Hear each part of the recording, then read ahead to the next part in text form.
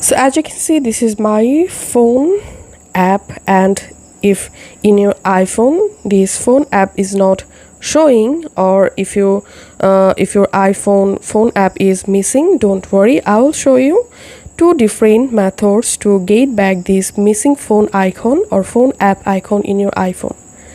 The first option is go to your iPhone app library, and from your app library just tap on this search app icon and here search phone.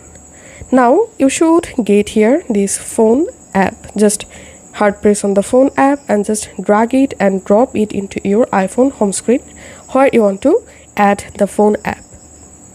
And that's how you will be able to get back missing phone app in your iPhone.